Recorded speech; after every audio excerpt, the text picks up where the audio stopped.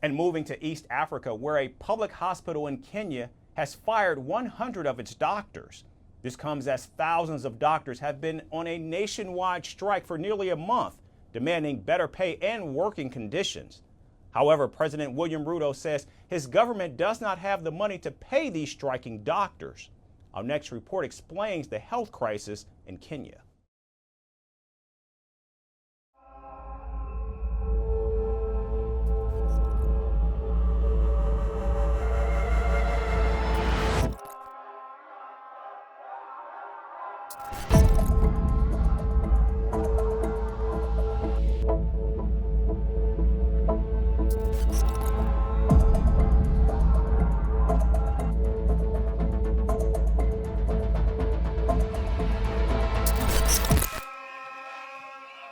Tensions between doctors and the government in Kenya have been fueling for quite some time now. Thousands of doctors have been staging a nationwide strike for almost a month. But instead of solving their problems, the Kenyan government has made them more furious.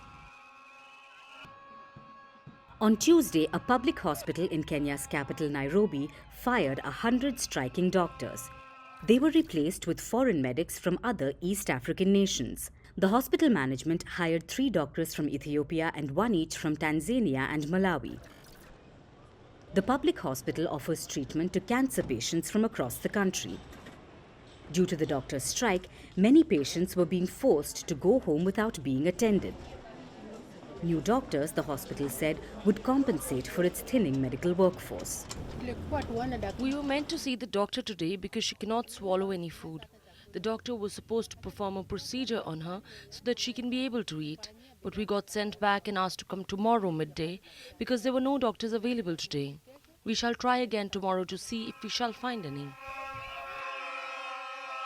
But why are so many doctors striking in Kenya? Because they are demanding better pay, improved working conditions, the hiring of medical interns, and adequate medical insurance cover. Medical services are not free. You cannot tell us that medicine is a calling. Apart from being a calling, medicine is a career. It is a career. We are human beings. We need to be paid. We are human beings. This isn't the first time that the doctors are up in arms against the government. In 2017, Kenya's largest medical union, which has over 7,000 members, held a nationwide strike for the same reasons. The strike went on for 100 days and forced the closure of public hospitals that led to scores of deaths. As the conditions worsened, the government signed a collective bargaining agreement with them. But the striking doctors say those demands have not been fulfilled till now. Because government has refused to honor the collective bargaining agreement that we signed 7 years ago. The government is on strike, we have just joined them. We are telling them we won't go back to work until the doctor interns are posted, until the doctors are doing their masters, their school fees is paid and they are paid, until the medical cover for doctors is paid for, until they are on contracts, poorly paid contracts, are paid on full salary on PNP. We won't go up. In March, Kenya's Employment and Labour Relations Court encouraged dialogue between the two sides. It also mandated the doctors' union to halt the strike and subsequently established a 14-day framework to resolve the deadlock. I, the union, wherever they are, and all the doctors and the interns, wherever they are, is that the court stayed the strike. They are expected and they are supposed to be at work. And we are urging all of them to report to work. Following this, the government offered salary arrears to doctors. It also promised to hire medical interns, but at lesser pay.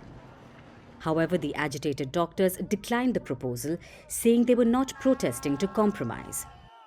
Last week, President William Ruto broke his silence over the strike. He said his government has no money to pay the striking doctors. The 57-year-old stressed that the country must manage within its available resources rather than resorting to borrowing wages. But the doctors believe Ruto just wants to exploit them in the name of negotiation as they continue with their protests. From impeachments to inaugurations, if it's a political story, we are on the scene. The race for the White House is heating up. We're beating Biden. How dare he say that? If it's breaking news, we're live with the latest coverage. From the White House, the State Department, and Capitol Hill, we know the issues, but above all, we know the players to bring you the latest in-depth analysis on all the key stories that we're covering. I'm Eric Ham. Join me from Washington here on First Post America.